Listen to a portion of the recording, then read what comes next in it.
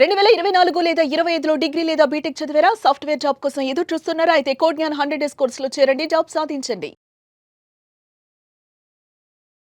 నమస్తే, welcome to Suman TV. నేను మీ anchor Shri. ప్రస్తుతం మనతో పాటు ఉన్నారు వేదిక్ ఆస్ట్రాలజర్ ఉమా గారు. అక్టోబర్ మాసం నుంచి డిసెంబర్ మాసంలో ఎస్పెషల్లీ ఈ గ్రహాల మార్పిడి వల్ల నక్షత్రాల వారికి కనుక మనం చూసుకున్నట్లయితే ఎలాంటి ప్రభావం ఉంటుంది, ఏ సందర్భాల్లో జాగ్రత్త పడాల్సిన అవసరం ఉంది, వీటి గురించి మనకి క్లియర్గా విశ్లేషణ ఇవ్వడానికి ఉమా గారు ఉన్నారు. అడిగి తెలుసుకునే ప్రయత్నం చేద్దాం. నమస్కారం ఉమా గారు. నమస్తే అమ్మా. అక్టోబర్ మాసం నుంచి డిసెంబర్ మాసం వరకు కృతికా నక్షత్రం వారికి 1, 2, 3, 4 పాదాల వారికి ఎలా ఉండబోతుంది, ఈ గ్రహాల మార్పిడి వల్ల వాళ్ళ లైఫ్లో ఎలాంటి చేంజెస్ చూడబోతున్నారు, దాని యొక్క ప్రభావం గురించి ఎవరైనా కూడా వారు ఎదుర్కొన్న సమస్యలకి పరిష్కారం చేసుకోవాలి అంటే ఏ విధంగా ఉంటుంది? తప్పకుండా అమ్మా. కృత్తికా నక్షత్రం అనేటువంటిది సుబ్రహ్మణ్య స్వామి వారికి సంబంధించిన నక్షత్రంగా వారి యొక్క గుణగణాలు, క్యారెక్టరిస్టిక్స్ అన్నీ కూడా మనం చాలా సందర్భాల్లో చెప్పుకున్నప్పటికీ కూడా ఈ కృత్తిక అంటే అధిపతి రవి అండి. జనరల్లీ ఈ యొక్క కృత్తికా నక్షత్రం వాళ్ళు వెరీ రాయల్ పర్సన్స్గా మనకి చాలా సందర్భాల్లో చెప్పుకున్నాం. అయితే ఇప్పుడు అక్టోబర్ దగ్గర నుంచి డిసెంబర్ దాకా వీళ్ళ యొక్క ఫలితాలు ఏ విధంగా ఉంటాయి మనం చూస్తే కనుక మేజర్లీ మారినటువంటి గ్రహ సంచారాలు మనం గమనిస్తే కృత్తిక 1వ పాదం మేషరాశిలో ఉంటే 2, 3, 4 పాదాలు వృషభ రాశిలో ఉంటాయమ్మా. కంపేర్ చేస్తే 1వ పాదం వాళ్ళకి కొంచెం బాగుంటుంది, 2, 3, 4 ఈ 3 పాదాల వాళ్ళకి 2, 3, 4 పాదాల వాళ్ళకి కొంచెం మిశ్రమంగా ఉంటాయి అని చెప్పచ్చు. ఎందుకు అంటే నెంబర్ 1 గురుగ్రహ మార్పు కర్కాటక రాశిలోకి రావడం చేత 1వ పాదం వాళ్ళకి అది 4వ స్థానం అవ్వడం చేత కనీసం విదేశాలు వెళ్ళేటువంటి యోగాలు, విద్య విషయంలో కాస్త మెరుగైనటువంటి పరిస్థితులు, ఆరోగ్య విషయంలో కాస్త పర్వాలేదనిపించినా ఈ యొక్క ఫైనాన్షియల్లీ కొంచెం ఖర్చులు ఎక్కువ అవడం ఇలాగే ఉన్నాయి. అయితే 2, 3, 4 పాదం వాళ్ళు వృషభ రాశికి సంబంధించింది కాబట్టి వాళ్ళకి 3వ స్థానంలోకి వెళ్ళడం వల్ల వాళ్ళకి ఏంటంటే 8th and 11th lord 3rd హౌస్లో ఎగ్జాల్టేషన్లో ఉండడం. దీనివల్ల ఏంటంటే కాస్త ప్రమాదములు అనేటువంటివి, సడన్ ఈవెంట్స్ లైఫ్లో ఒక జాబ్ విషయంలో ప్రాబ్లమ్స్ ఎక్కువగా 2, 3, 4 ఈ 3 చరణములకి కూడా 2, 3, 4 పాదాలకి కూడా కెరీర్ విషయంలోనే ఎక్కువగా ప్రాబ్లమ్స్ కనబడుతున్నాయండి. ఎందుకంటే గురుబలం తగ్గింది, శని రాహుల యొక్క కంజంక్షన్ 10th హౌస్లో కనబడుతోంది, కంటక శని ఏర్పాటు కాబోతోంది. దీనివల్ల కెరీర్లో చాలా చాలా కేర్ఫుల్గా ఉండాలి. అయితే ఈ 3 ప్లానెట్స్ మాత్రమే కాదండి, ఇక్కడ 6వ స్థానంలో రవి, బుధ, కుజగ్రహాలు మాత్రం వీళ్ళకి యోగిస్తున్నాయి. ఎవరికి? 2, 3, 4 పాదం వాళ్ళకి. అక్టోబర్ 17th దగ్గర నుంచి నవంబర్ 17 దాకా కాస్త చేంజెస్ అనేవి లైఫ్లో ఎక్కువగా ఉంటాయి. 6th హౌస్లో రవి నీచ స్థితిలో ఉన్నప్పటికీ కూడా యోగించబోతున్నారు. దీనివల్ల ఏంటంటే ఒక నచ్చని విషయాన్ని కానీ నచ్చని పనిని కానీ చేసినప్పటికీ కూడా తరువాత దాని విషయంలో వీళ్ళకి చాలా లాభాలు కలుగుతాయి. రాజకీయ రంగంలో ఉన్నటువంటి వాళ్ళకి అక్టోబర్ 17 దగ్గర నుంచి నవంబర్ 17 దాకా చాలా బాగుంటుంది. బుధగ్రహ సంచారం యోగించడం లేదు. వ్యాపారస్తులు జాగ్రత్తగా ఉండాలి. కుజగ్రహ సంచారం చాలా బాగుంది. రియల్ ఎస్టేట్ వ్యాపారం చేసేవాళ్ళు, భూ వ్యాపారస్తులు, తర్వాత న్యాయపరమైన కోర్టుపరమైన చిక్కులు ఎవరైనా ఉంటే 6thలో కుజుడు యోగిస్తున్నారు కాబట్టి టిల్ అక్టోబర్ 26th వరకు చాలా బాగుంటుందండి 2, 3, 4 పాదాల వాళ్ళకి. ఇకపోతే 1వ పాదం వాళ్ళకి మనం తీసుకుంటే కనుక 1వ పాదం వాళ్ళకి 11వ స్థానంలో శని రాహుల యొక్క కంజంక్షన్ ఏర్పాటు కాబోతోంది.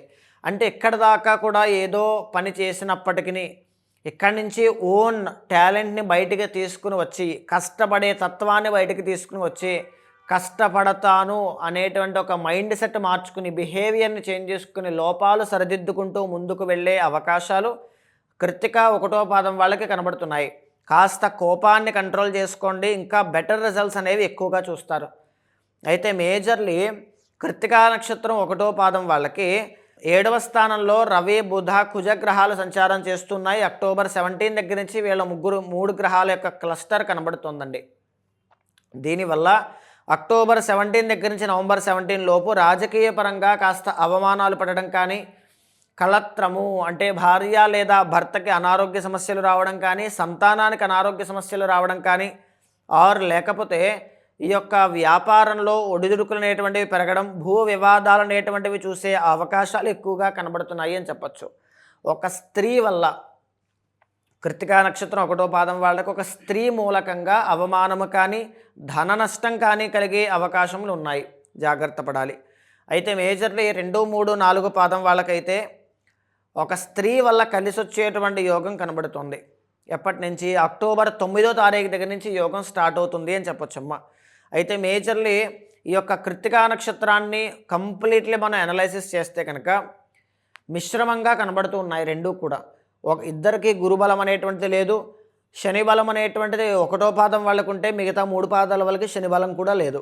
ఎస్పెషల్లీ కృత్తిక 2, 3, 4 పాదం వాళ్ళు ఫ్యామిలీ నుంచి కాస్త దూరంగా వెళ్ళడం, ఏదైనా ఒక ఎలోన్గా లేకపోతే ఈ యొక్క ఐసోలేషన్ అంటూ ఉంటాం, ఒంటరిగా ప్రశాంతంగా ఈ యొక్క ఆశ్రమాలు లేకపోతే ఈ యొక్క ఓన్గా ఇండిపెండెంట్గా చేస్తూ దూరంగా ఉండేటువంటి తత్వం అన్నమాట.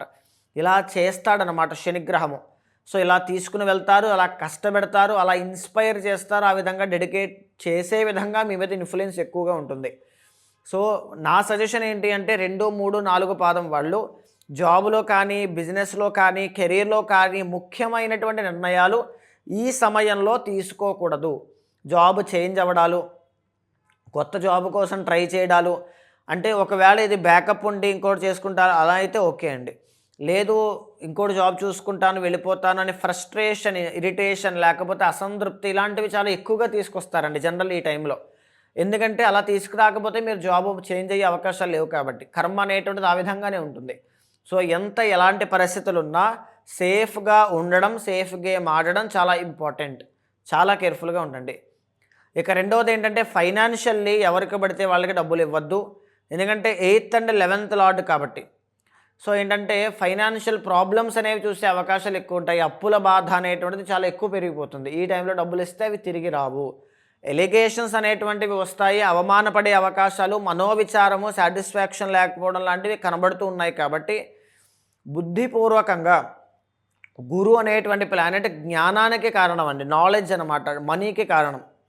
సో తెలివితేటలతో వ్యవహరించాలి. ముఖ్యంగా గురుగ్రహ బలం పెరగడానికి స్ఫటిక శివలింగానికి అభిషేకం చేయండి, బెల్లము నైవేద్యంగా పెట్టండి.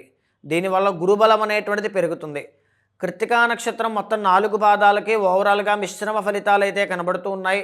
డిసెంబర్ దాకా కాస్త జాగ్రత్తగా ఉండాలి. ప్రధానమైన మార్పులు అయితే ఏమీ కనిపించడం లేదు, యథావిధిగానే అంతా సాగుతుంది. 2, 3, 4 పాదం వాళ్ళైతే మరింత జాగ్రత్తగా ఉండాలి.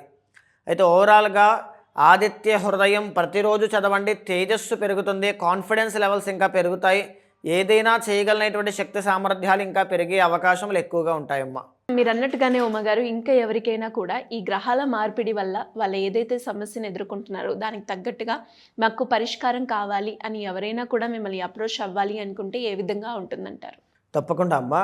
సో ఇప్పుడు మనం మాట్లాడుకున్నటువంటి ప్రతి అంశము కూడా గోచారానికి సంబంధించినటువంటిదండి.